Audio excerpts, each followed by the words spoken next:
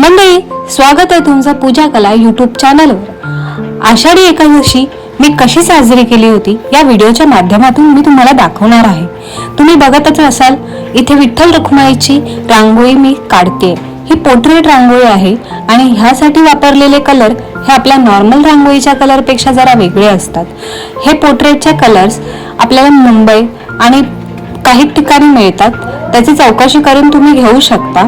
ह्या कलर बनवताना ह्याच्या सफेद आपली जी बारीक रांगोळी असते, ही रांगोळी मिक्स करून त्याचे शेड्स वगैरे बनवून ह्याचे शेड्स अप्लाय करावे लागतात आणि हे जरा टाइम कन्झ्युमिंग वाला काम आहे।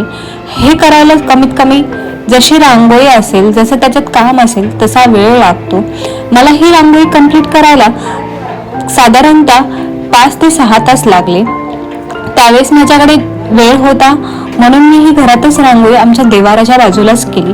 तुम्हाला माहिती आहे, बाहेर पावसाचं वातावरण आहे, पाऊस हा येतो जातो, चिकचिक असल्यामुळे मी ही घरात रांगोळी काढायचीच ठरवली आणि मी ही रांगोळी आदल्या दिवशी कंप्लीट केली आणि दुसऱ्या दिवशी आषाढी एकादशी होती। तुम्ही बघत असाल तर ही आता ऑलमोस्ट कंप्लीट होत आलेली आहे रांगोळी। ह्याचा लुक जसा मला जमेल तसा मी केलेला आहे, कारण की मी ही कुठे शिकलेली नाहीये।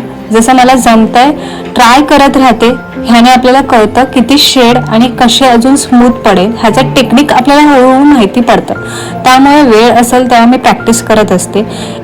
ह्या निमित्ताने माझी प्रॅक्टिसही झाली आणि आषाढी निमित्ताने एक सुंदर अशी विठ्ठल रखुमाईची रांगोळी सुद्धा काढून झाली।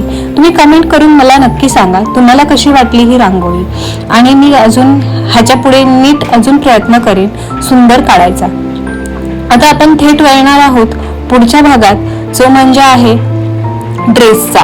मी हा ड्रेस, माझ्याकडे एक ब्लॅक कलरचा ड्रेस होता, त्या ड्रेसवर येलो कलरचा कापड लावून ते विठ्ठल रखुमाईचा जसा टिळा आहे येलो कलरचा, त्या शेपमध्ये मी ह्याला कट केला आणि मध्ये जो रेड कापड लावून शिवून घेतला आणि विठ्ठल हे पेन्सिलने लिहून त्याच्यावर ब्लॅक ॲक्रेलिक कलरने पेंट करते। हे मी डायरेक्ट ड्रेसवर पण करू शकली असती, पण मला हा ड्रेस रियूज वेगळ्या ठिकाणीही करावा लागतो। जर मी विठ्ठलाचं प्रिंट केलं असतं तर मला फक्त ते तेवढाच पुरता वापरता आला असता। म्हणून मी एक काम केलं की कपडा घेऊन त्या कपड्यावर पेंट केलं आणि हा पेंट सुकल्यानंतरच मी ह्याला शिवणार आहे आणि ह्याचा लुक तुम्ही बघू शकाल। पुढे कंटिन्यू व्हिडिओ करा, तुम्हालाही कळेल ह्याचा लुक कसा वाटला। तुम्ही फोटोशूट करू शकता, विठ्ठलाची थीम तुम्हाला नक्कीच आवडेल आणि तुमच्याकडे असा काळा ड्रेस असेल किंवा काळ्या कलरचं काहीही असेल तर तुम्ही त्याच्यावर हे युनिट जर बनवून लावलं तर ते खूप सुंदर दिसतं। आता मी हे सगळीकडनं शिवून घेते, तुम्ही बघत असाल तर हे माझं प्रॉपर शिवून झाल्यानंतर ह्याला शिवायला जरा टाइम लागतो। ड्रेस माझा हा इस्त्री करून आलेला आहे, ह्याला मी सगळीकडे प्रॉपर असे शिवून घेते। शिवून झाल्यानंतर ह्याला मी वरच्या साईडने माझी शिलाई निघालेली म्हणून मी लावते। माऊली हे नाव मी नंतर लिहिलेलं मी ह्याच्यात कंटिन्यू केलेलं आहे। हा नंतरचा पार्ट मी आधी सोडलेला आहे कारण की इथे शिलाई जरा निघालेली म्हणून। आता तुम्ही बघू शकता की माझ्याकडे एक रेड कलरचा स्केच पेन आहे, त्या स्केच पेनने मी प्रॉपर लिहून घेतलेला आहे आणि माऊली हे मी त्याच पेनाने लिहून घेते डार्क मध्ये जरासं।